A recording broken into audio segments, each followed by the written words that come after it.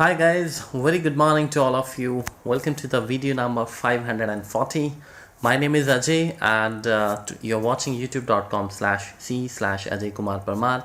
So as you can see here, we are today going to talk something very interesting, and especially for those people who know VBA quite well. It's not really for beginners. Okay, if you have just a basic understanding of VBA, I must say that you have to first do a little bit of the homework. You need to go and check out the two playlists which right now you're gonna see in front of your screen. The first playlist is Excel VBA events, and the second is Excel the loops. Excel VBA the loops. Okay, and I have uploaded a lot of videos under these two playlists, guys, so go and watch those first. Make sure that you know the basic concept. However, if you still want to stick to the video and enjoy the fun we are gonna do in this, you are always welcome. So this is the advanced level video, and in this video, guys, we are going to talk about, as I said, that one of the case study, and this question was put up from one of my subscribers. Okay, so let's go and read out the question, and before we do that, I quickly want to share the playlist sequence. So this is the playlist sequence for you. A lot of you keep posting that there are so many videos on this channel on Excel VBA, Access and Access VBA, and Outlook VBA. So how to begin with the the correct procedure? What is the correct procedure if somebody wants to learn Excel or Excel VBA or Access VBA? So guys, this is the playlist sequence. Please make a note of it. Pause the video, write it down, and this is how you should follow. I have created 50 playlists on this channel, and these are all those at the playlist name, and this is how you're supposed to watch it. Now this is the question which Mr. Salim had posted 1 week back. Okay, so this is what he has said.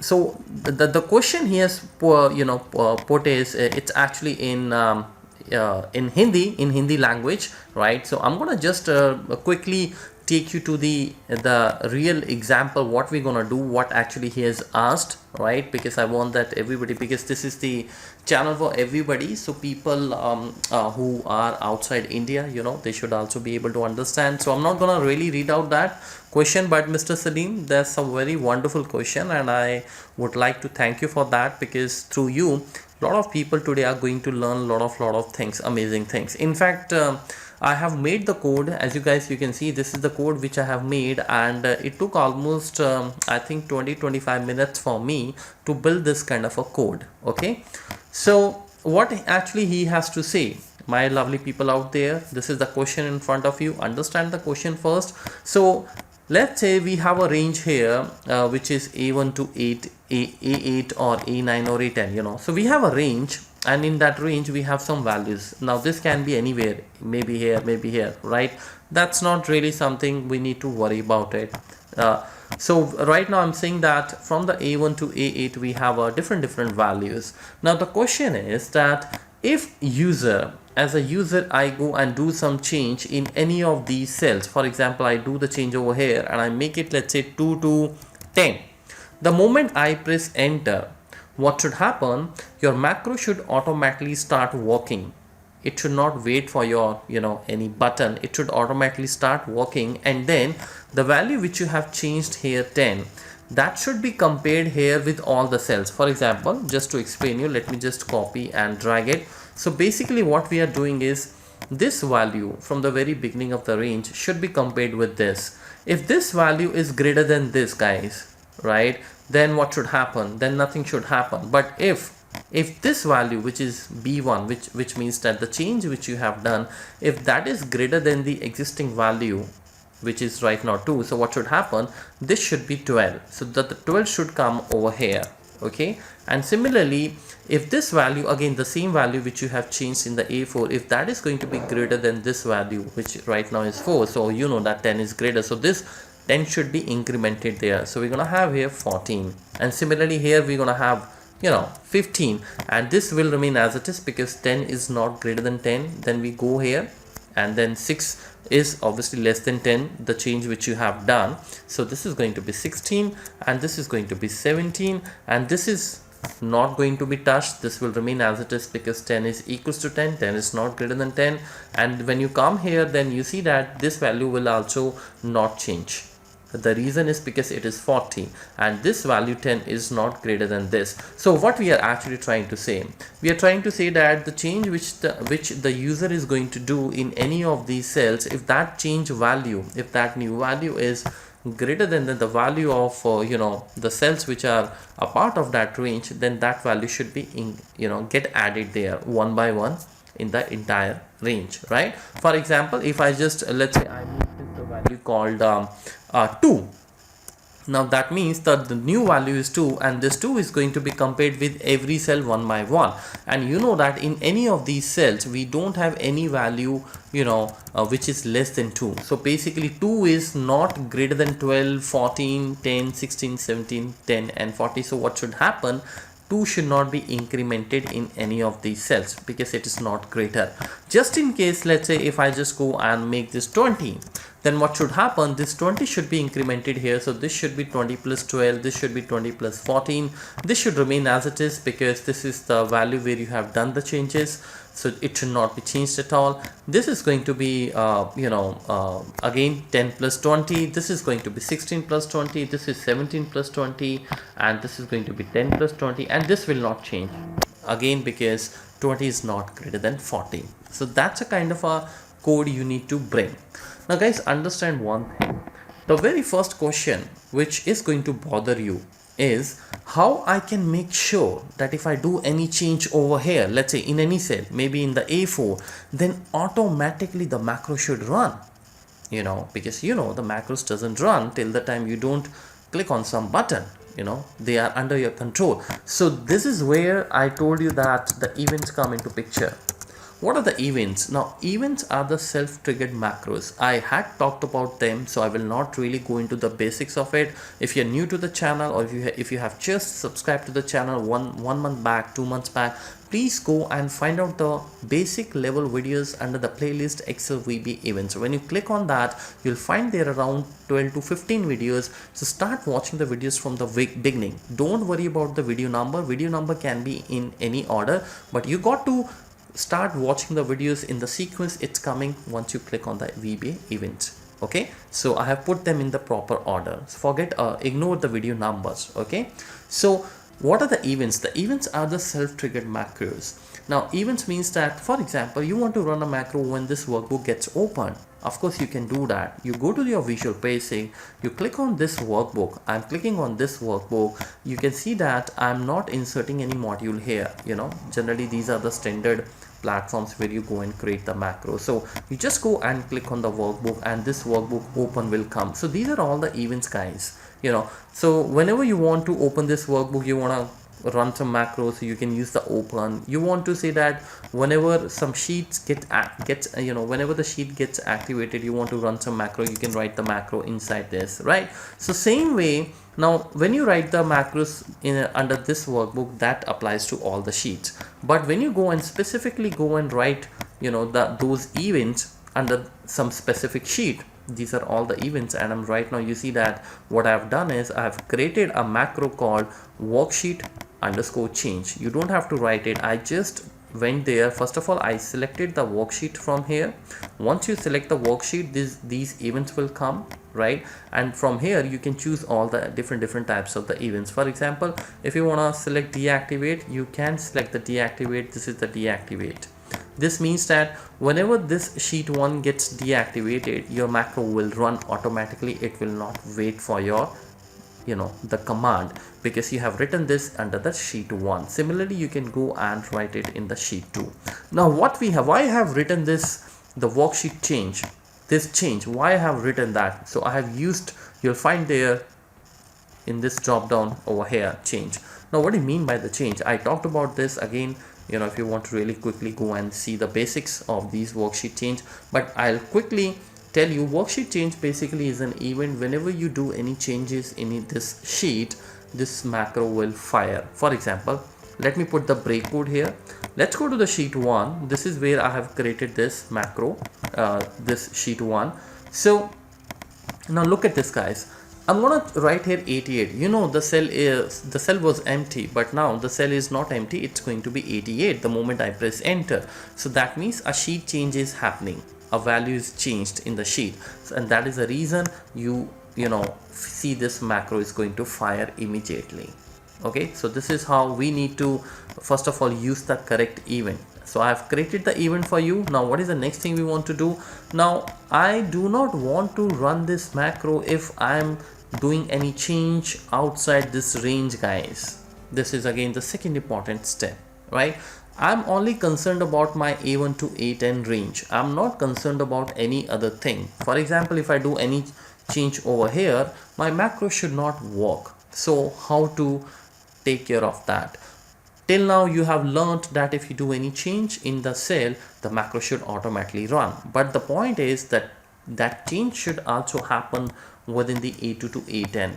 It should not happen, in any of the other cells, right? If any other cell, if I'm doing any change, the macro should not run. So let's go and check that. Now what I have done, you got to see this. Now for example, this is 88. I'm going to make this 100. Okay, now once you make that value 100, you need to see that whether that 100 is a part of A1 to A10 range or not. So then what we're gonna do is, I'm just running this macro right now from here using the F8.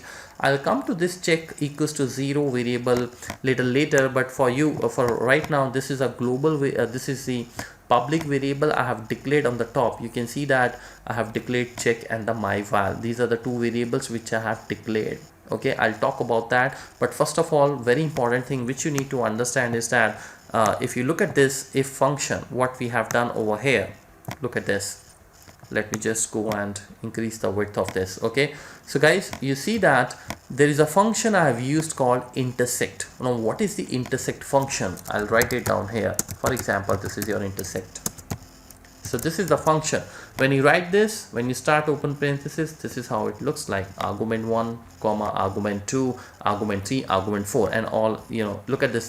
These are all the ranges. Okay, so basically intersect is a function in otherwise also in English language also, if you try, you know how what does this intersect word mean. Actually it means that where the 2 points are intersecting, they are meeting. So what you are doing is you have defined here the first range, which you can see here.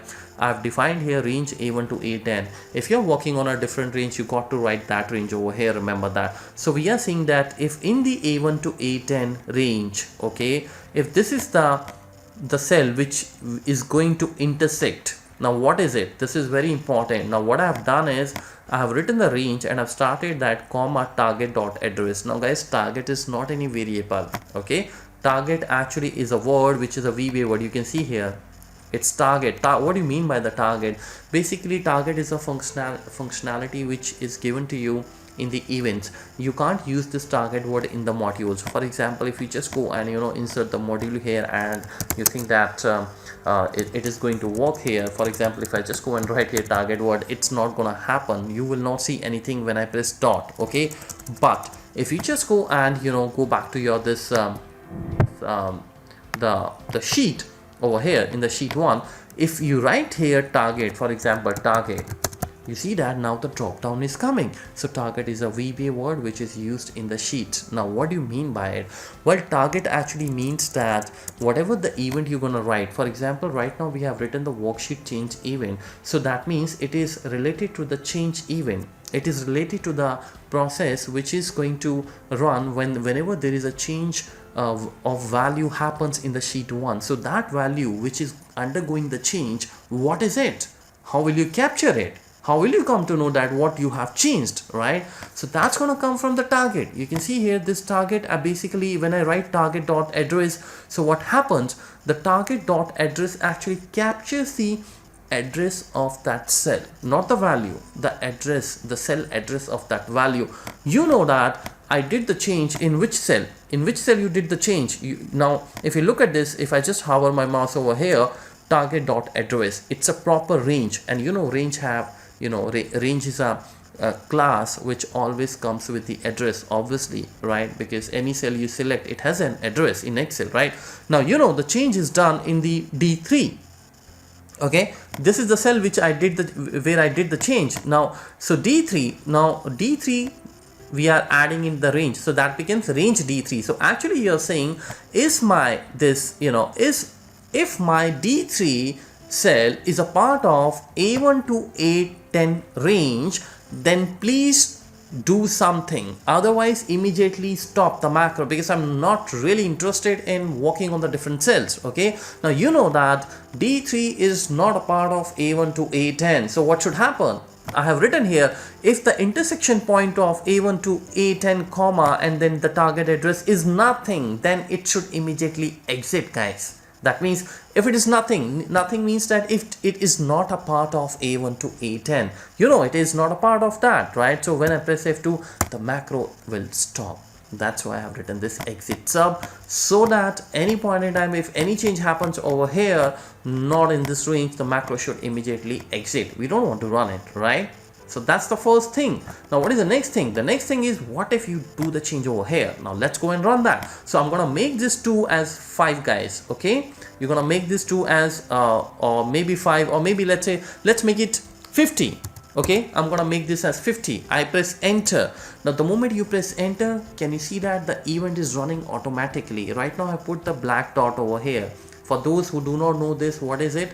This is a break code. The code stops here because otherwise the code will run in, you know, seconds, in milliseconds, and you won't be able to see it, what is happening. So I want to explain you, that's why I put the break code here, right? So this event is automatically running without you getting somewhere and clicking on some button. Okay, so here when we're gonna run this, now I have defined a check on that very top of that, and there is a reason, because I do not want to make them the local variables. This is a public variable.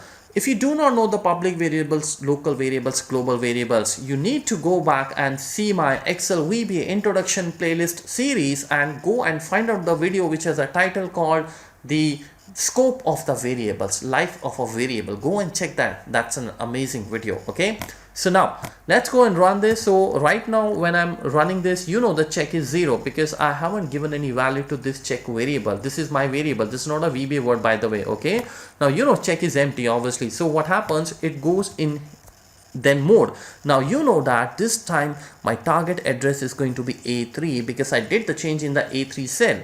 Now A3 is a part of A1 to A10 range, guys, isn't it? So what do you mean by it? That means they are intersecting. Obviously A3 is a part of A1 to A10. So what should happen?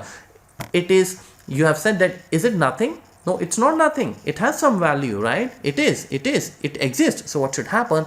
This time it should not exit from it. Very interesting. It should go in the else mode. Now when you go in the else mode, now what are you going to do here? Now if you go in the else mode, now guys, there are two things. The first thing is that the value which you have got, obviously, which means in this case it is 50 in the A3 cell, which you know, the user has where the user has done the changes. As I said, this 50 is now going to be compared with the entire range. So you want to store that value somewhere, don't you? You want to use that 50, right? So now what we are doing, we are saying that one of my variable which I have declared on the top, you must declare it on the top. Okay, these are not going to be the local variables, right? So this my val, which is my variable, this should take that value, the value which is changed by the user. And how you're going to get that? Obviously by using the target dot value, right? So here I was using the target dot address because I wanted to use the address of the cell which is, you know, which is a part of this range or not. We wanted to check that, so that's why we have used this A3 in the range command. But this time I do not need the address, I need the value, what the value is changed there. So that's 50. So when you run this, my val will have this 50 value. Now this 50 value down the line we will use in the loop. Now what is the next thing I want to do? Well, that's very important thing again. Now because this is the first time you're running this loop, you got to make sure you should be on the correct cell before you start working on the range, or before you start working on the loop. So this cell will take me to the A1, guys. You can see that it is selected now, A1. Now from here we onwards we will start running the loop. Okay, so let's go to the end if part, and now here it comes the loop. Now what is the loop is all about? This is very interesting.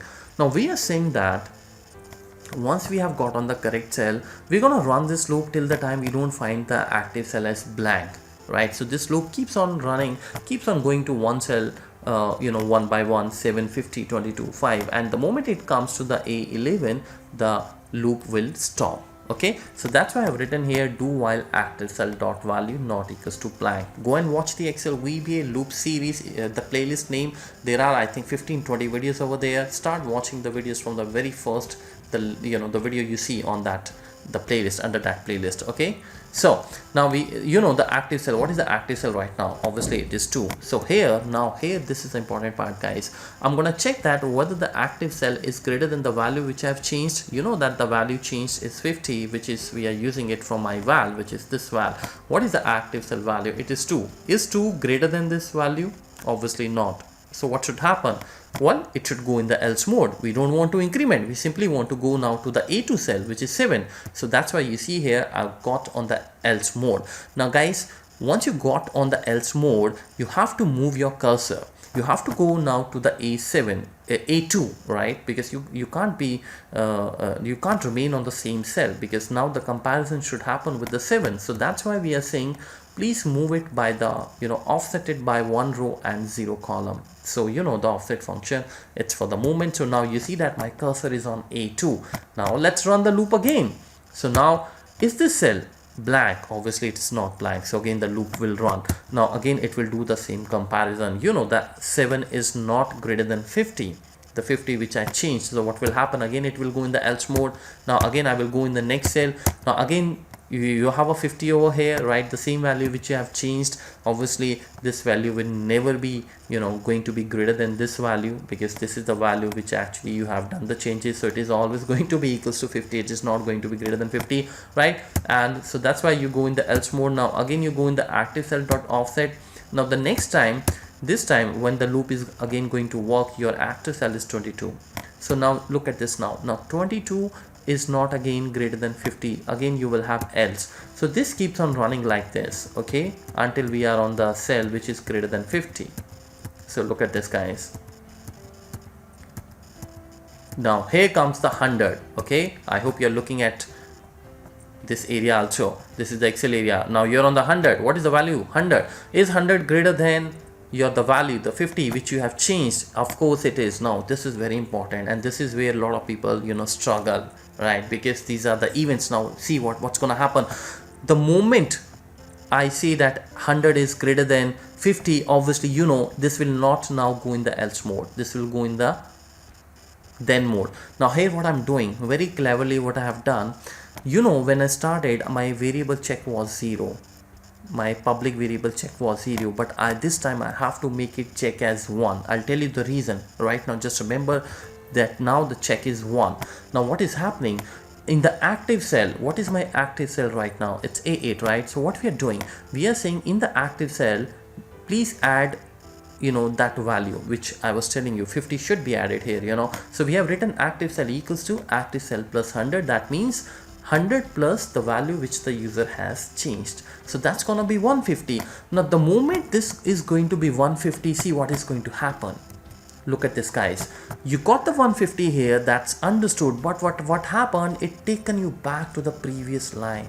From the very beginning of the code, this macro will again run. Why? Because there is a change happened in the cell. Whenever there is a change going to happen in the cell, this event will fire. You cannot control that, right? So 100 is changed to 150. The loop after this line, 100 is changed to 150. It will not go further. It will go back to the the beginning of the code. So that's why we have done this if condition, that if check is 0, then you have to do this intersection. Then you have to see whether the value is the value which is changed, whether it is a part of this range or not. But we had already done that in the beginning of the code. So the next time when this line runs, if I press F8, this check is not now 0. This check is 1. Deliberately we have changed it so that now next time what should happen, we don't have to really run this entire code, because this code should run only one time. One time when the first time user is going to change a value. When your loop is going to change a value, that should not allow you to go here, okay? Because the first time when you're going to change the value, you're interested in capturing that value in the myval, and you're interested in starting your loop from the A1. If you do not put this check, then what will happen? Again, your loop will take you to the A1 cell, and again the loop will so that way anytime the change happens in this range, you will again start working from the A1. So what will happen eventually, your loop may go in the infinite mode. Okay, so that's why I'm saying that if the check is 0, then run this, otherwise look at this. Now the check is not 0, it is 1. So what should happen, it should immediately go in the else mode of this if, right? So remember guys, this else is for this if. Okay, this end if is for this if. Every if needs the end if. Okay, this else is for this if, right? So a lot of combinations are going on. That's why I said in the beginning that this is not for really for somebody who just know the basics. Okay, this is really the extreme level of VBA. So now what do you want to do? Well, if you come in the else mode, then naturally you have to go down to the 12. You can't be on the same cell again. So that's why I have put here active cell dot offset 1, 0, so that from this cell I go to the next cell, and look at this, I'm on the 12 now. Okay, so now again the loop will run, obviously. Now you know that active cell is 12 guys, which is not empty, so the loop will run, and here again we will do the comparison. So you know that 12 is going to be compared with the 50, the value which you have changed. Okay, so this is not greater than 50, so you again go in the else mode. Now you go in the offset again. So let's go to the next code. Now the next code is 415. So this time again you will find the 415 is greater than 50. So definitely we will go again then mode. Check is already 1, but again it is going to be overwritten with the 1, that's okay. But now look at this. Now what is your active cell? Your active cell is 415. So in this 415, what I want to do guys, it is greater than 20, right? It is greater than 50, so you have to add this 150 again over here. Okay, so this this active cell, this 415, you know, here we're going to actually add a new target value.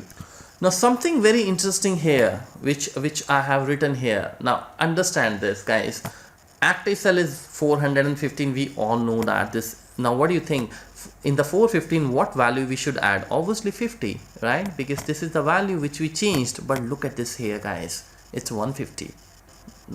Now why it is coming 150? The reason is, understand, it is a target. Target is a VBA word. So what happened the last time when the change happened in this cell, I told you the target means that the cell which is going to, you know, going to be changed, right? Because you're using the worksheet underscore change event. This, you can see this says that target as range. So basically what happened last time, this 100 is changed to 150. So now you have a new value which is 150, because this is the new value now. 50 is not that value, because when the change happened for the first time it captured 50, but again there is a change which happened in the cell A8, and so that is going to be captured.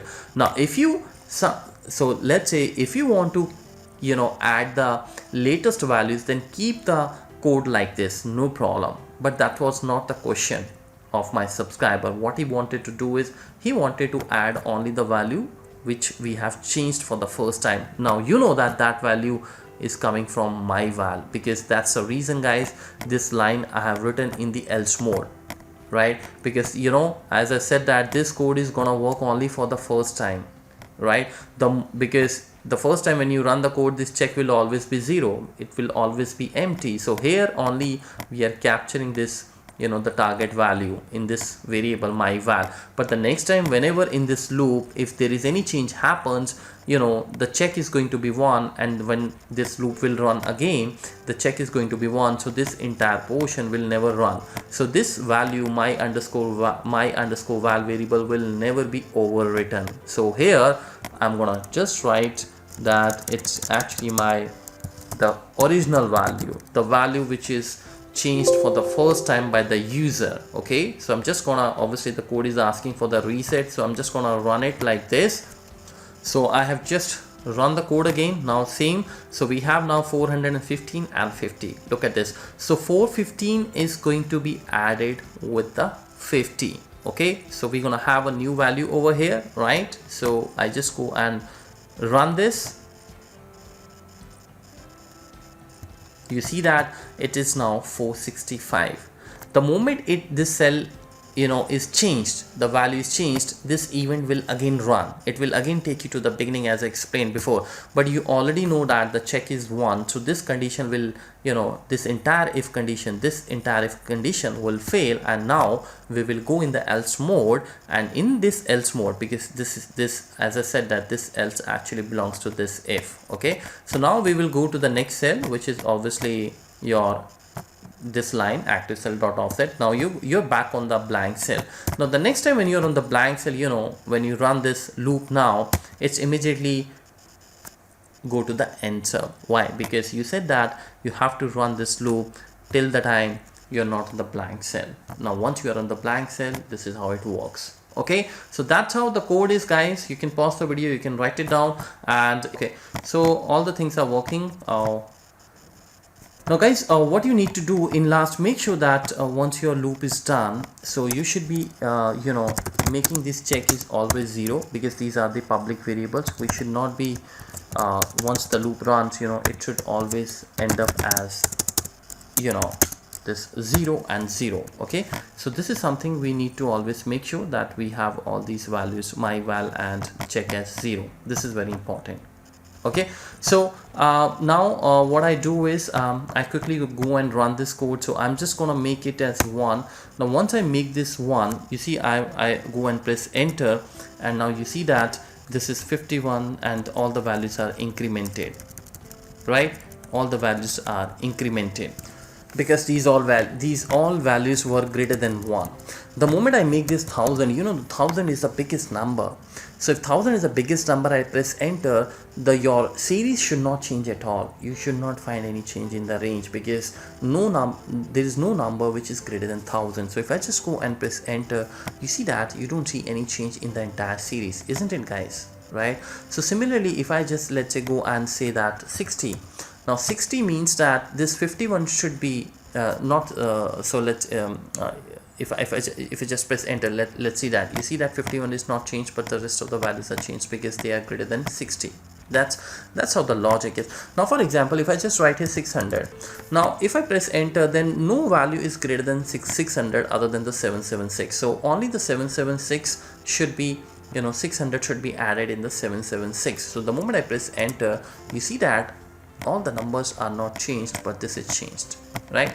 So this is all about this code, guys. This is how you can make this pretty awesome code. Now I have taken enough your time, and because actually the code is so remarkable, thanks to our subscriber. Everybody should thank him for this wonderful question, but I really wanted to explain it, because if I just go and start wrapping up this video in 5 or 10 or 15 minutes, I don't think so it's gonna make sense to you, right? So guys, that's it for now, and we will come back with the more exciting case studies. And do subscribe to the channel, and please make the other people also aware of this channel, because this month actually we are celebrating our 5,000 subscribers, and we really now need to pick up the race. I really want that we should be immediately completing the 10,000 subscribers in the coming 1 or 2 months, and that can't be possible without your support, without your love. So thank you so much. I'll see you soon. Love you all, and you please take care of yourself and have a fantastic learning. Bye bye.